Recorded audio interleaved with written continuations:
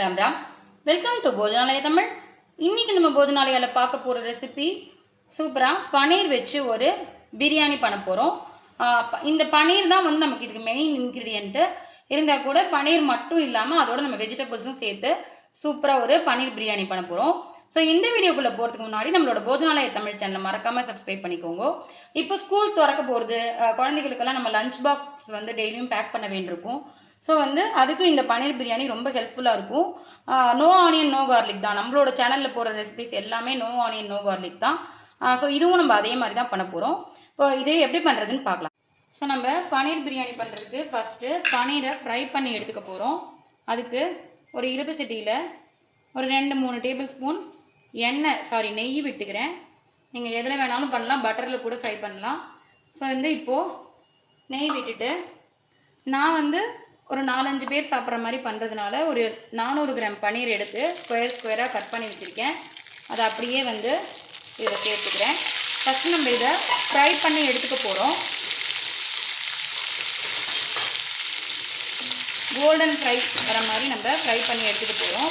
ஒரு 2-3 நிமிஷம் நம்ம இதை ஃப்ரை பண்ணோம்னா சூப்பராக ஃப்ரை ஆகிடும். இதில் கொஞ்சமாக மஞ்சள் பொடி, இது நீங்கள் இந்த மாதிரி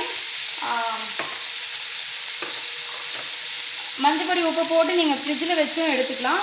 ஸோ நான் இன்றைக்கி அப்படியே தான் ஃப்ரிட்ஜ்லேருந்து எடுத்து பண்ணிருங்கிறதுனால நான் இப்போ உடனே பண்ணுறேன். கொஞ்சம் மஞ்சள் பொடி, கொஞ்சம் காரப்பொடி 2 போட்டுக்கிறேன்.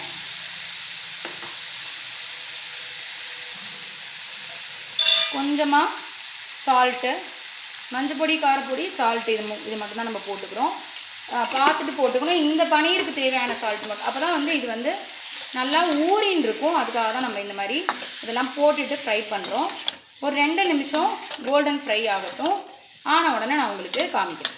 ஸோ இப்போ இந்த பன்னீர் நல்லா கோல்டன் ஃப்ரை ஆகிடுது, உங்களுக்கு பார்த்தா தெரியும். இதை இப்போ நம்ம தனியாக எடுத்து வச்சுட்டு போகிறோம்.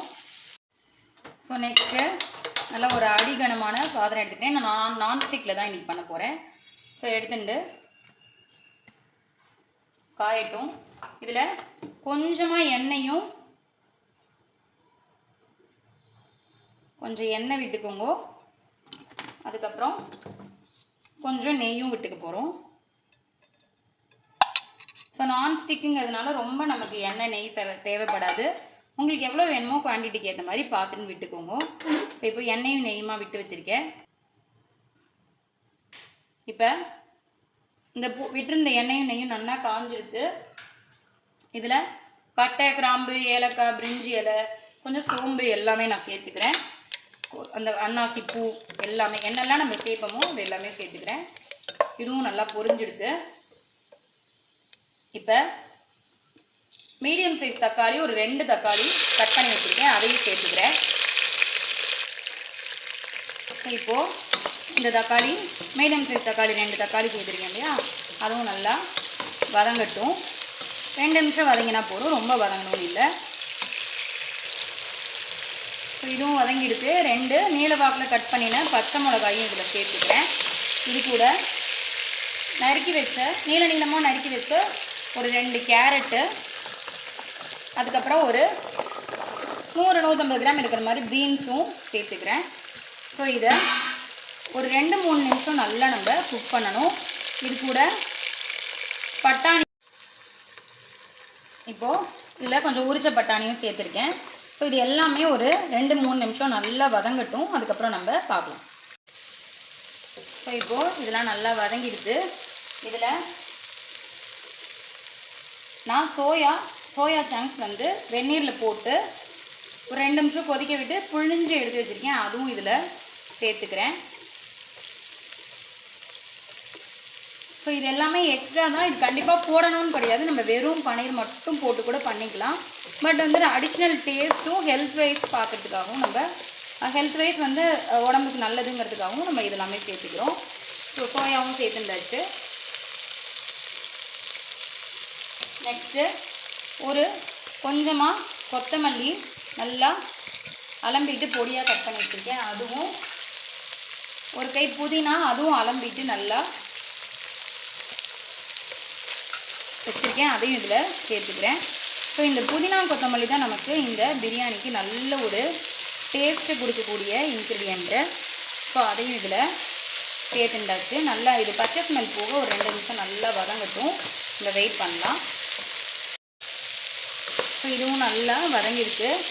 இப்போ இதில் என்னெல்லாம் சேர்த்துக்க போகிறோம்னா, மஞ்சள் பொடி, நல்ல கலர் கொடுக்கறதுக்காக மஞ்சள் பொடி, அதுக்கப்புறம் காரப்பொடி. உங்களோட காரம் எவ்வளோ வேணுமோ பார்த்துன்னு போட்டுக்கோங்க.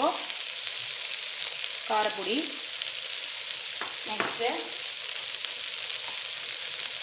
தனியா பொடி, வெறும் வாணலியில் வறுத்து அரைச்ச தனியா பொடி, ஹோம்மேட் தனியா பொடி, அதுவும் இதில் சேர்த்துக்கிட்டேன்.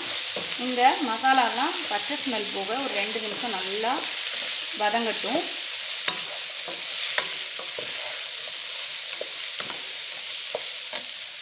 இப்போது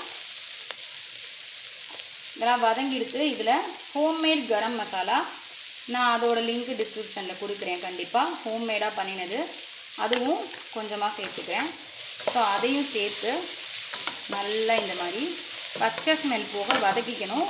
அப்போ தான் நமக்கு பிரியாணி வந்து சூப்பராக டேஸ்ட்டாக கிடைக்கும். ஸோ இப்போது இது எல்லாம் நல்லா வதங்கிடுது. இதில் கெட்டி தயிர், புளிக்காத தயிர், அது ஒரு 2-3 கரண்டி நான் சேர்த்துக்கிறேன். நல்லா இது சேர்ந்து வர்றதுக்காகவும் ஒரு ரிச்னஸ் கொடுக்கறதுக்காகவும். ஸோ இப்போது தயிரையும் போட்டாச்சு. நம்ம இது நல்லா ஒரு 2 நிமிஷம் வதக்கிக்கலாம்.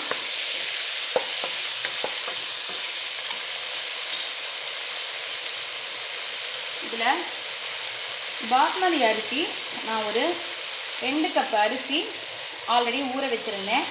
2 கப் அரிசிக்கு 4 கப்பு தண்ணின்னு சொல்லி ஊற வச்சுருந்தேன். அந்த தண்ணியை இப்போ இதில் அப்படியே நான் சேர்த்துக்கிறேன்.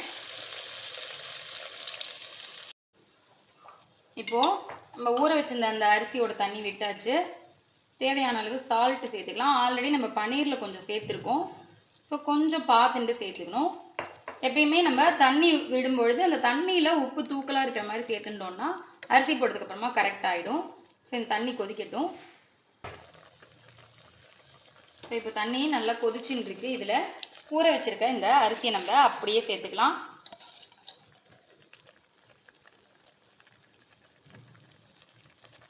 ஸோ இப்போது அரிசி சேர்த்தாச்சு.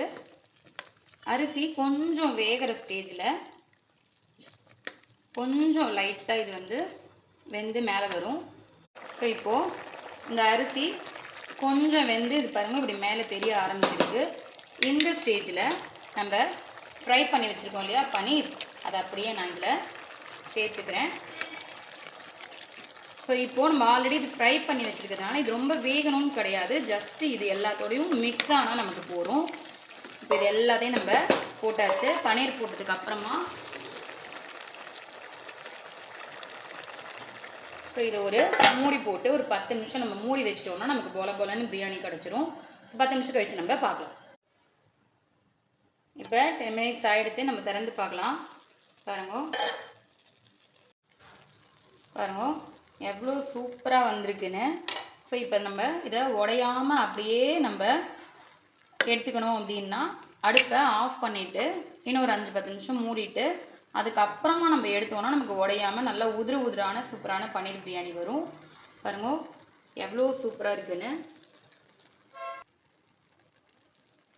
பாருங்க எவ்வளோ சூப்பராக வந்திருக்குன்னு ஆவி பறக்கிறது. ஸோ ஆறினதுக்கு அப்புறமா நான் உங்களுக்கு எடுத்து காமிக்கிறேன். இது நம்ம 10 மினிட்ஸ் மூடி வச்சுருந்தோம். பாருங்கள் இவ்வளோ சூப்பராக ரெடி ஆகிடுதுன்னு. வேணா நீங்கள் மேலாப்பில் கொஞ்சம் நெய் விட்டுண்டு இது பண்ணிக்கலாம். எப்படி உதிராக சூப்பராக வந்திருக்குன்னு பாருங்கள். உடையாமல் மெதுவாக நம்ம எடுத்தோம்னா போதும். நல்லா இது வந்து மதியானம் நீங்கள் கிட்ஸுக்கு ஸ்கூல் லஞ்ச் பாக்ஸுக்கு கொடுத்து விட்டீங்கன்னா ரொம்பவே சூப்பராக இருக்கும். ஆறினாலும் ரொம்பவே டேஸ்ட்டாக சூப்பராக உதிராக வரும். அருமையான பன்னீர் பிரியாணி ரெடி ஆகிடுது. ஒரு தயிர் பச்சடி இல்லைனா சிப்ஸு இல்லைனா பொட்டேட்டோ ஃப்ரை ஏதாவது வச்சுன்னு நீங்கள் சாப்பிட்டீங்கன்னா சூப்பரான பன்னீர் பிரியாணி ரெடி ஆகிடும். நல்லாயிருக்கும், ரொம்பவே டேஸ்ட்டாக இருக்கும். இது கூட ஒரு தயிர் பச்சடி, பொட்டேட்டோ சிப்ஸ் அல்லது பொட்டேட்டோ ஃப்ரை குழந்தைகளுக்கு கொடுத்து விட்டீங்கன்னா லஞ்ச் பாக்ஸ் டப்பா காலியாக தான் வரும். ஸோ ஆத்துலேயுமே இருக்கிறவாலும் இது மாதிரி ஒன்ஸ் இன் ஒயில் பண்ணி காமிச்சா நல்ல ப்ரோட்டீன் கண்டென்ட் நம்ம சோயாலாம் சேர்த்துருக்கிறதுனால. ஸோ வந்து ஈஸியான இந்த பன்னீர் பிரியாணி ஆனியன் கார்லிக் சேர்க்காமலேயே இது ரொம்ப டேஸ்டியாக சூப்பராக வரும். எல்லாருமே ட்ரை பண்ணி பாருங்கோ. இன்னும் கொஞ்சம் உதிரியாக வேணும்னா நீங்கள் தண்ணியை கூட கொஞ்சம் குறைச்சிக்கலாம். இது வந்து எல்லாருமே சாப்பிட்ற மாதிரி நான் பண்ணியிருக்கேன். ஸோ வயசானவா கூட இது சாப்பிட்லாம். ஸோ டேஸ்டி பன்னீர் பிரியாணி நல்லா இப்படி பன்னீரோடு எடுத்து போட்டு சாப்பிட்டோன்னா அல்டிமேட்டாக இருக்கும்.